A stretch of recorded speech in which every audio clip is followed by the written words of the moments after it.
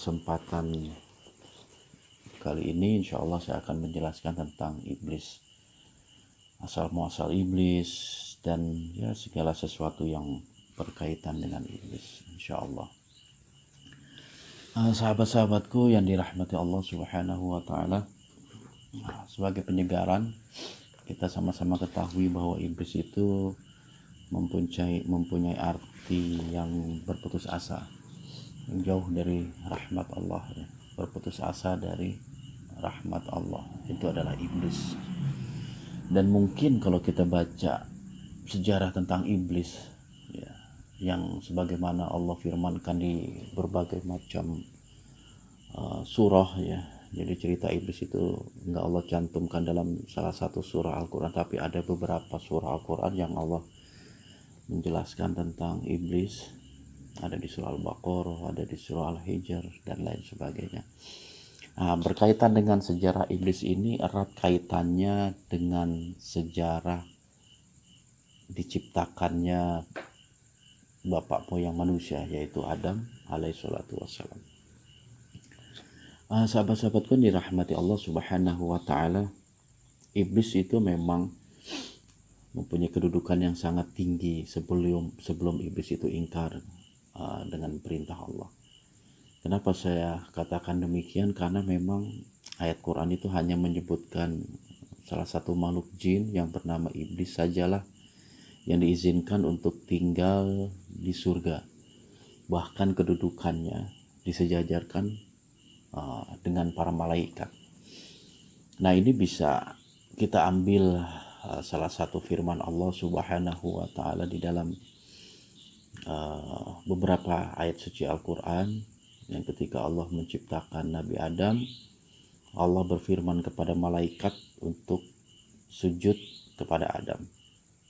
Semua malaikat sujud kecuali iblis. Nah, dari situ kita bisa ambil kesimpulan iblis memang merupakan makhluk jin yang mempunyai kedudukan hampir setara dengan malaikat untuk beribadah kepada Allah di langit.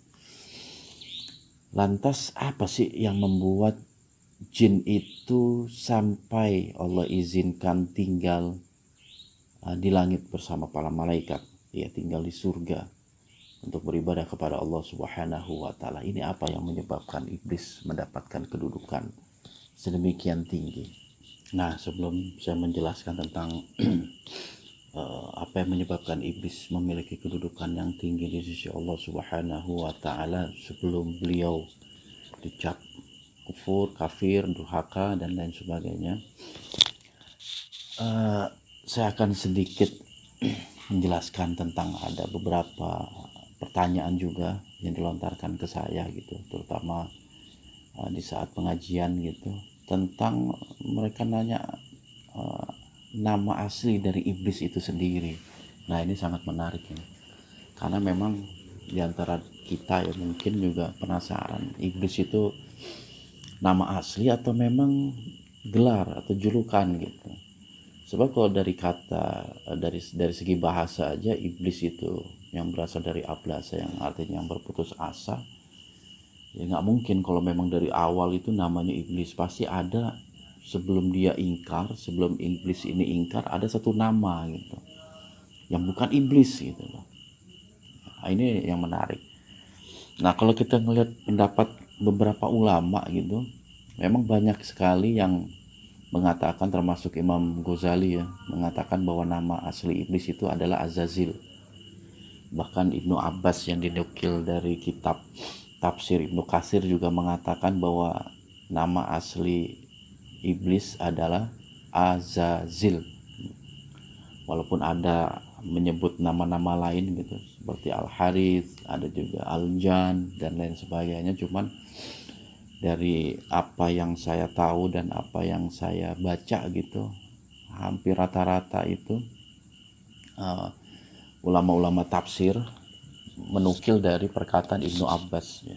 Ibnu Abbas ini salah satu sahabat Nabi, anak dari paman Nabi yang bernama Abbas bin Abdul Muthalib ya, punya anak namanya Abdullah bin Abbas, dijuluki dengan Ibnu Abbas ya. Ya, jadi banyak sekali kayak semacam tafsir Ibnu Katsir, tafsir At-Tabari itu menukil perkataan Ibnu Abbas yang mengatakan bahwa nama asli dari iblis adalah Azazil gitu. Tapi memang bahwa kalau kita cari nas-nas yang sahih gitu, nas-nas yang berdasarkan Al-Quran, dalil Al-Quran maupun hadis, itu tidak ada satupun kabar yang menjelaskan nama asli dari iblis gitu. Bahkan Allah saja di Al-Quran langsung memberikan nama iblis gitu. Jadi nggak ada nama lain. Hadis-hadis Nabi juga sama. Jadi Rasulullah Shallallahu Alaihi Wasallam belum pernah memberitakan gitu atau memberikan satu penjelasan tentang nama iblis. Nah, Imam An-Sinkiti itu juga menjelaskan bahwasanya nama-nama iblis, Azazil, Haris, Jan dan lain sebagainya itu berasal dari cerita-cerita Israiliyat gitu. Ya, cerita-cerita Israiliyat gitu. Karena memang cerita-cerita Israiliyat itu mereka banyak sekali memberikan nama-nama terhadap tokoh, terhadap sesuatu gitu, yang memang Al-Quran sendiri nggak menjelaskan gitu, nama-nama. Seperti misalnya begini, ada di Al-Quran itu surah Al-Kahfi gitu. Ya. Jadi Al-Kahfi sendiri Allah menjelaskan itu ada orang yang mengatakan 3 orang, 5 orang, 7 orang dan lain sebagainya. Dan Al-Quran sama sekali tidak menjelaskan siapa nama nama Ashabul Kahfi tersebut. Tapi kalau dilihat dari cerita Israiliyat, mereka semua punya nama dan ada namanya dan itu disebutkan gitu. Nah, mungkin sebelum saya bahas tentang iblis, saya akan sedikit memberikan penjelasan tentang cerita Israiliyat. Apa sih yang dimaksud dengan cerita Israiliyat dan bagaimana sikap kita sebagai seorang muslim dalam mensikapi cerita-cerita Israiliyat itu. Jadi begini, cerita-cerita Israiliyat itu adalah satu cerita atau berita yang berasal dari Bani Israel. Ya. Jadi satu cerita atau berita yang berasal dari Bani Israel, baik orang-orang Yahudi maupun orang Nasrani.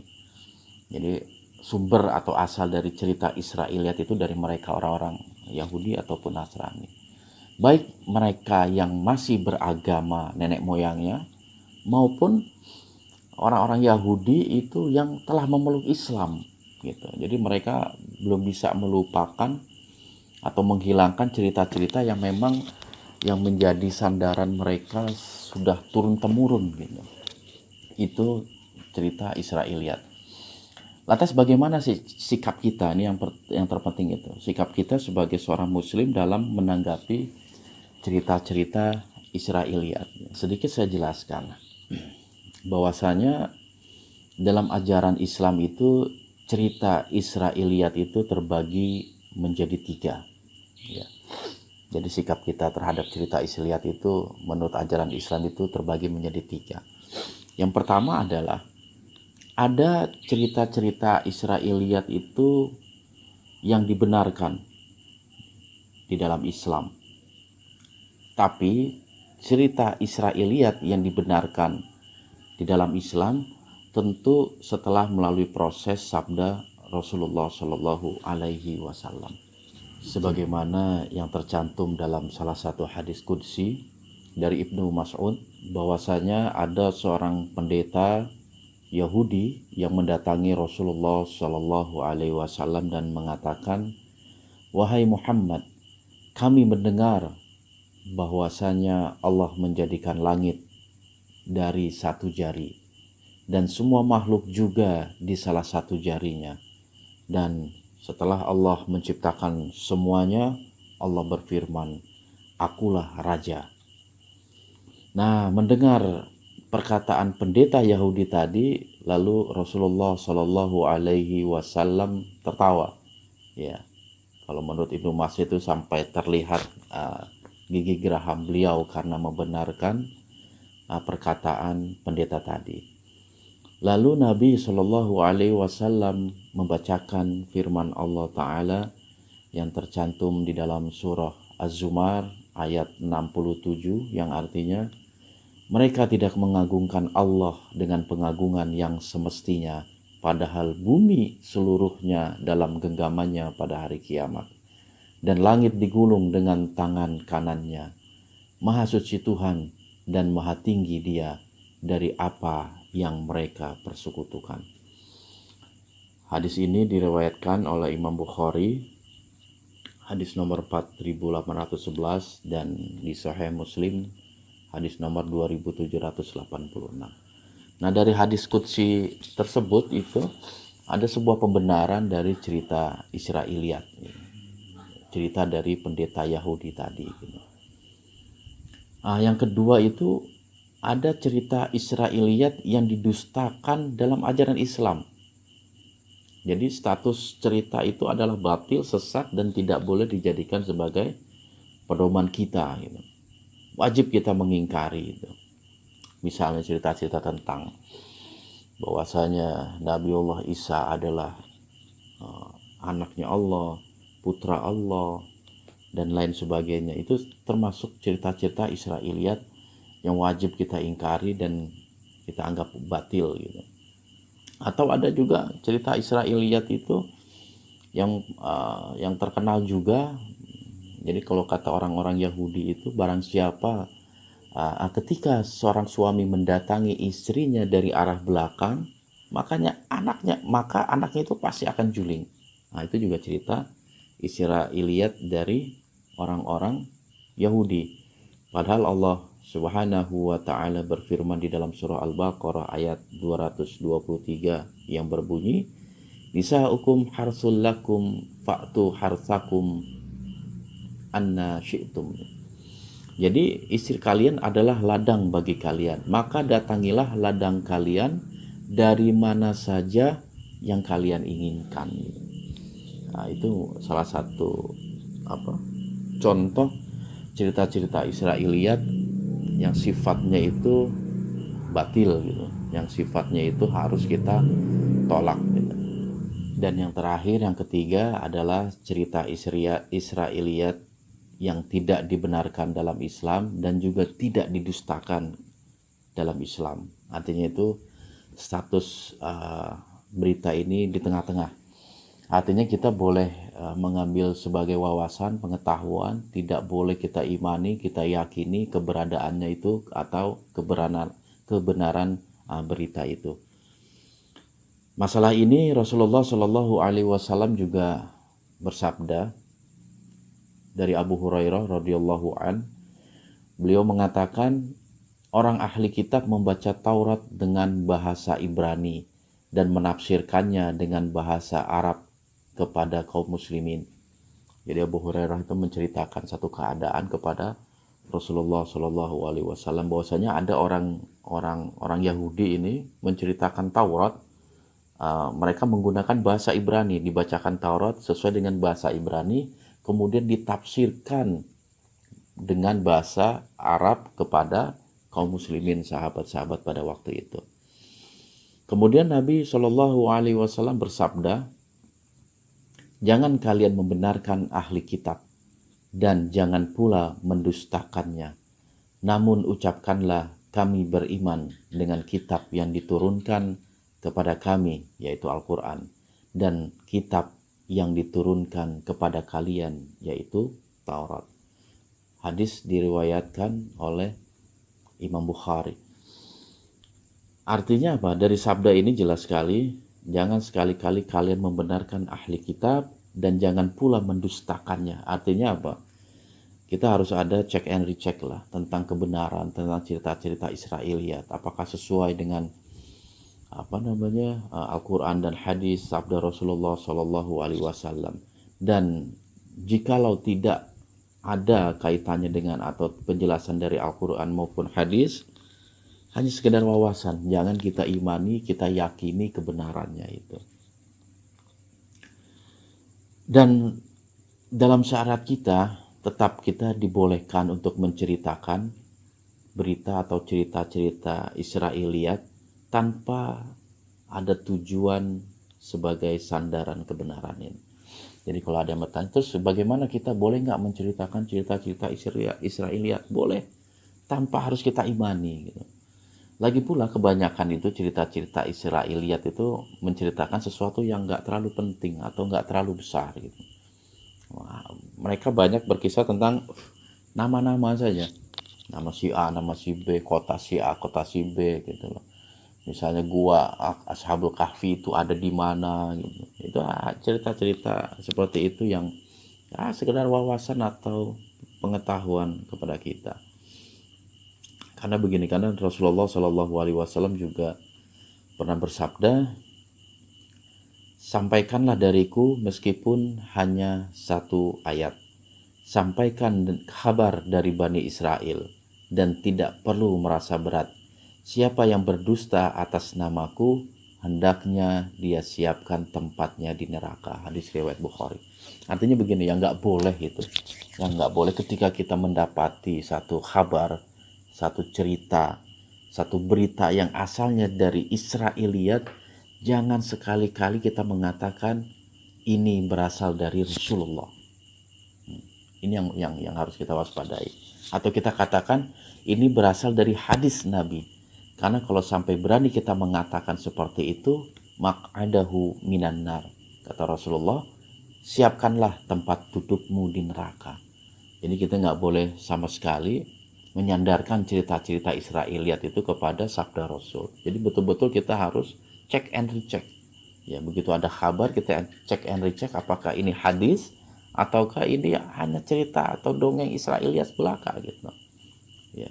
Jangan sampai kita ada dapat satu kabar kita sebarkan ke yang lain dan kita mengatasnamakan ini Rasul yang mengatakan, ini hadis Nabi. Ketika itu semua di luar dari kebenaran, maka janji Rasul, siapkanlah tempat dudukmu di neraka. Maka ini harus kita waspadai. Dan yang pertama sekali itu tentang nama asli dari iblis. Ya, ada yang mengatakan Azazil, ada yang mengatakan Haris, ada yang mengatakan Aljan. Itu semua berasal dari cerita Israiliyat sebagaimana yang dikatakan oleh Imam As-Sanqati. Jadi bukan hadis Nabi tentang nama asli jin, nama asli iblis yaitu Azazil. Nah, di dalam seri yang lalu itu saya pernah mengatakan bahwasanya salah satu iblis menolak perintah Allah untuk sujud kepada Adam karena kesombongan ini. Aba wastakbar, ada kesombongan di hati iblis karena Allah menciptakan dirinya dari api sedangkan Allah menciptakan Adam dari tanah gitu. Ada kesombongan.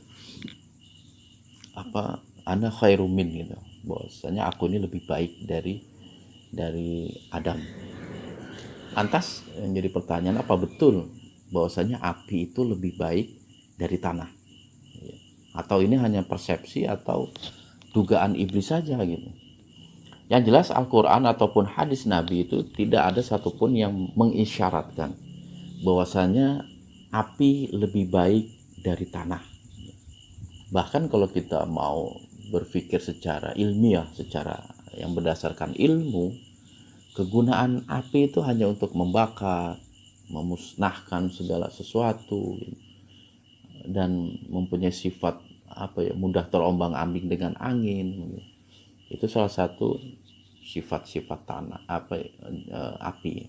Nah, beda dengan tanah gitu, yang merupakan sumber kehidupan gitu. Apapun makhluk butuh terhadap tanah gitu. Bahkan jin sendiri pun butuh terhadap tanah gitu. Karena jin hidup di bumi, ada jin yang hidup di daratan gitu.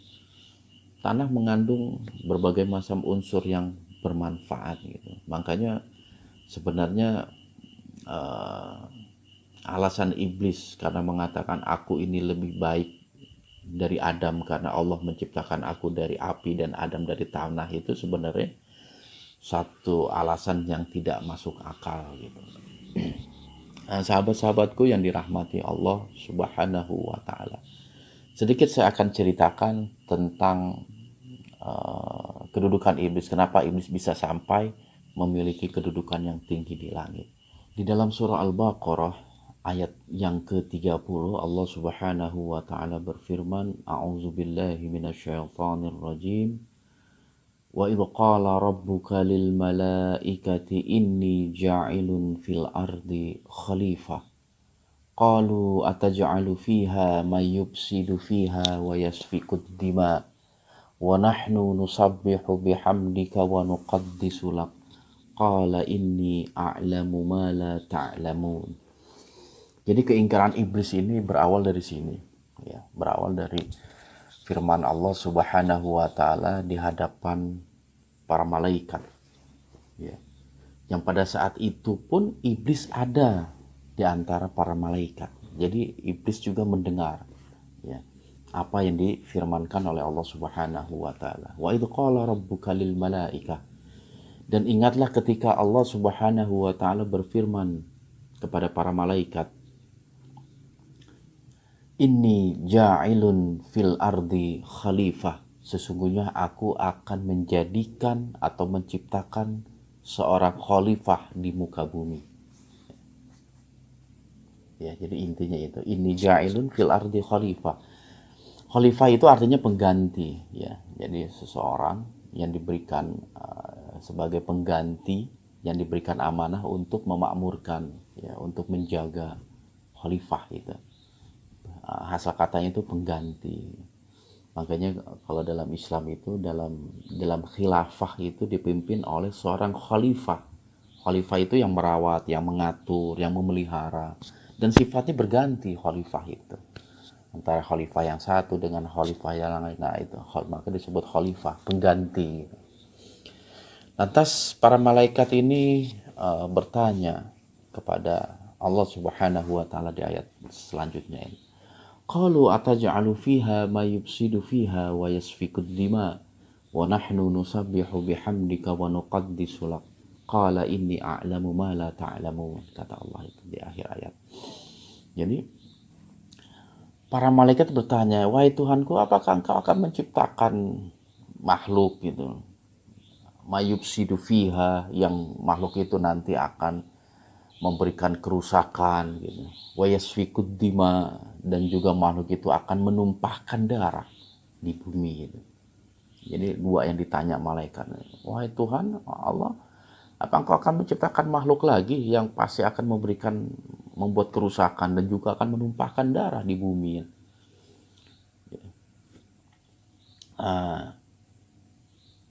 Lantas malaikat melanjutkan, sedangkan kami adalah makhluk-makhlukmu yang senantiasa bertasbih, yang senantiasa beribadah kepadamu.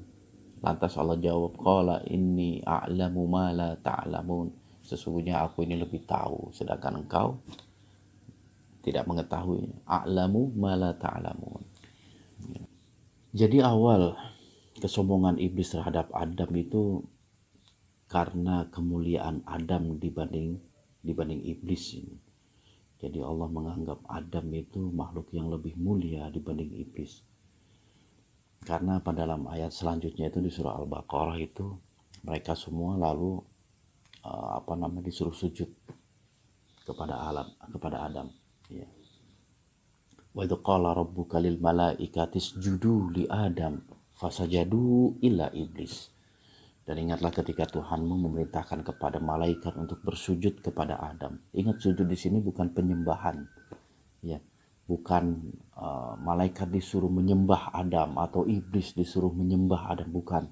Tetapi sujud di sini adalah bermakna penghormatan atas kemuliaan seseorang gitu.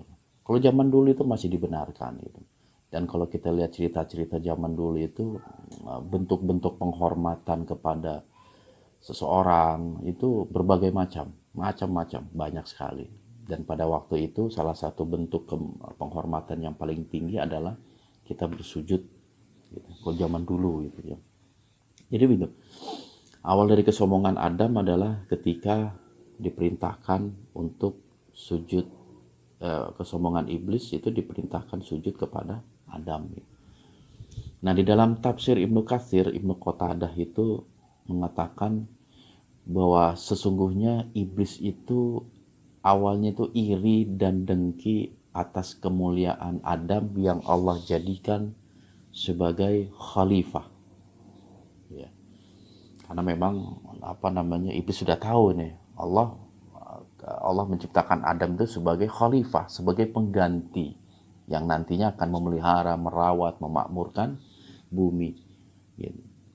Lantas yang jadi pertanyaan kita mungkin ya, kalau Allah ciptakan Adam sebagai pengganti, lantas siapa yang digantikan oleh Adam? Ya, ya. Khalifah itu kan adanya pengganti. Lantas siapa sih makhluk yang digantikan oleh Adam? Nah, dalam hal ini Ibnu Abbas pernah mengatakan, sesungguhnya yang pertama kali menghuni bumi adalah makhluk jin atau golongan jin. Ya, karena memang penciptaan jin itu lebih dulu dibanding penciptaan manusia. Jadi Allah menempatkan jin di bumi. Lalu mereka menimbulkan kerusakan di atas bumi dan mengalirkan banyak darah. Dan sebagian mereka membunuh sebagian yang lain. Nah, ini sesuai dengan firman Allah tadi di dalam surah Al-Baqarah ayat 31 ya, tentang perkataan atau pertanyaan para malaikat kepada Allah. Ataj'alu fiha may yufsidu fiha wa yasfikud dima. Wahai Tuhanku, apakah Engkau akan menciptakan makhluk lagi yang akan memberikan kerusakan dan menumpahkan darah? Nah, kenapa malaikat mengatakan demikian? Karena memang malaikat tahu di bumi ini ada makhluk jin yang senantiasa membuat kerusakan di muka bumi dan menumpahkan darah, masing-masing saling membunuh. Apakah Engkau akan menciptakan makhluk yang seperti itu lagi? Nah, maksud pertanyaan malaikat itu seperti itu. Lantas Ibnu Abbas melanjutkan perkataannya. Ya, setelah setelah Allah menempatkan jin di muka bumi, jin membuat kerusakan, membuat kehancuran, membuat pertumpahan darah, saling membunuh dan lain sebagainya. Nah, dengan kejadian seperti ini, kata Ibnu Abbas melanjutkan perkataannya, setelah itu Allah mengirim iblis dan para malaikat untuk menghancurkan si pembuat onar. Ya, jin-jin yang membuat kerusakan itu Allah hancurkan melalui perantara iblis dan malaikat yang Allah perintahkan untuk menghancurkan mereka itu. Ya. Jadi iblis bersama para malaikat memerangi jin hingga mengejar sampai ke pulau-pulau, ke pelosok-pelosok, ke sudut-sudut bumi, bahkan di berbagai lautan gitu. Diudak semua sama iblis sama malaikat untuk dihancurkan. Barulah setelah semua reda, semua kembali normal, para malaikat dan iblis setelah melaksanakan tugas apa yang diperintahkan Allah kembali ke langit. Ya, untuk melaporkan bahwa tugas telah selesai. Semua pembuat kerusakan sudah dihancurkan, sudah dimusnahkan. Nah, pada saat itulah Allah Subhanahu wa Ta'ala berfirman untuk menciptakan Adam sebagai khalifah, sebagaimana yang disabdakan oleh Rasulullah Shallallahu Alaihi Wasallam. Jadi Nabi pernah bersabda, Allah Subhanahu wa Ta'ala menciptakan Adam dengan tingginya 60 hasta. Wah, tinggi ya. Jadi pertama kali Allah menciptakan Adam itu 60 hasta. Kalau satu hasta itu dari ujung jari ini nih sampai ke ujung ini satu hasta. Kalau mungkin kita ukur itu kurang lebih sekitar ya 45 sampai 50 cm lah. Atau kalau kita mau ambil tengahnya gitu, taruhlah satu hasta 50 cm. Berarti kalau 60 hasta itu kurang lebih 30 meter. Jadi makhluk pertama yang Allah ciptakan, Nabi Adam alaihissalatu wassalam, mempunyai tinggi kurang lebih 30 meter. Kemudian Allah berfirman, ya setelah Allah menciptakan Nabi Adam, Allah berfirman, "Wahai Adam, pergilah dan ucapkan salam kepada para malaikat itu." Jadi Allah menciptakan Adam itu di depan para malaikat, termasuk iblis ada pada waktu itu. "Pergilah engkau kepada dan berikan salam kepada para malaikat. Lalu dengarkanlah salam penghormatan mereka kepadamu sebagai salammu dan salam bagi keturunanmu gitu. Jadi Adam itu disuruh pergi ke kerumunan malaikat untuk mengucapkan salam dan mendengarkan jawaban salam dari para malaikat yang nanti itu akan menjadi salammu dan salam keturunan-keturunanmu nantinya gitu. Maka Adam berkata kepada para malaikat, Assalamualaikum. Lalu para malaikat menjawab Assalamualaika warahmatullah. Jadi ada penambahan warahmatullah. Maka setiap orang yang masuk ke surga, kata Rasulullah, mengikuti rupa Adam. Ya. Artinya begini, Rasul mengisyaratkan bahwasannya nanti di surga nanti itu kita dikembalikan itu sebagaimana Allah menciptakan Adam. Jadi tinggi kita di surga nanti itu bukan seperti sekarang ini, kayak saya misalnya 170 gitu. Ketika di akhirat nanti juga 170, atau ada mungkin tetangga kita, kawan kita yang pendek gitu, dilahirkan, enggak. Jadi semua Allah bangkitkan dalam keadaan sebagaimana Allah pertama kali menciptakan Adam. Tinggi kita nanti semua kurang lebih 30 meter semua ini. Itulah apa yang disabdakan oleh Rasulullah Shallallahu Alaihi Wasallam yang tercantum di di dalam hadis atau di dalam kitab Bukhari dan Muslim. Jadi kalau menurut Ibnu Qatadah itu ada kecemburuan, ya, ada rasa iri, dengki gitu. Mungkin setelah iblis bersama malaikat itu membasmi, menghancurkan orang-orang yang bukan orang, yang makhluk-makhluk yang membuat kerusakan di muka bumi, berharap menjadi kedudukannya tinggi di sisi Allah. Lantas pada saat itu Allah menciptakan Adam. Karena ingat, iblis adalah makhluk yang Allah berikan nafsu di dalamnya. Iblis itu beda dengan malaikat. Ya, kalau malaikat itu tidak memiliki nafsu, tetapi iblis sebagai makhluk yang memang Allah ciptakan disebut kalau dalam ilmu fikih itu yang terkena hukum taklif. Terkena hukum taklif itu terkena atau dibebani untuk beribadah kepada Allah Subhanahu wa taala. Wa ma khalaqtul jinna wal insa illa liya'budun, dan tidaklah aku ciptakan jin dan manusia kecuali untuk beribadah. Itulah hukum taklif, hukum beban untuk beribadah kepada Allah. Tapi di sisi lain juga mempunyai sisi-sisi untuk ingkar, untuk durhaka gitu.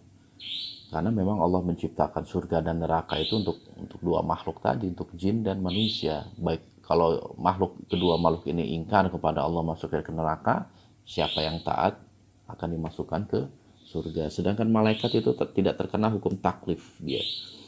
Ya, dia diciptakan sesuai dengan apa yang Allah inginkan gitu. Kalau Allah perintahkan untuk bertasbih, udah terus bertasbih tanpa henti. Kalau Allah perintahkan sesuatu, udah mereka langsung lakukan tanpa berpikir, karena memang malaikat tidak mempunyai akal dan tidak mempunyai nafsu. Beda dengan iblis, dia mempunyai akal, mempunyai nafsu, karena memang iblis juga memiliki hati sebagaimana Allah menciptakan manusia memiliki hati. Jadi intinya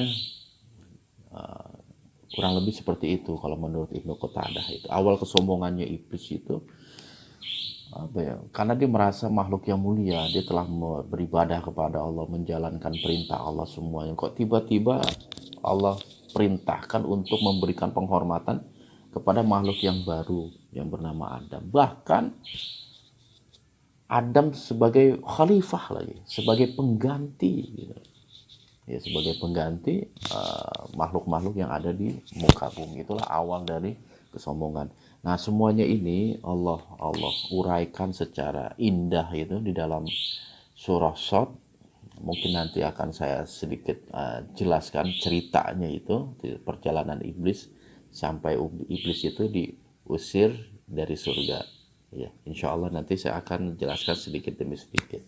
Mungkin itu saja yang untuk kelanjutan serial iblis ini. Nanti kita akan lanjutkan untuk serial iblis bagian yang kedua ya. Assalamualaikum warahmatullahi wabarakatuh.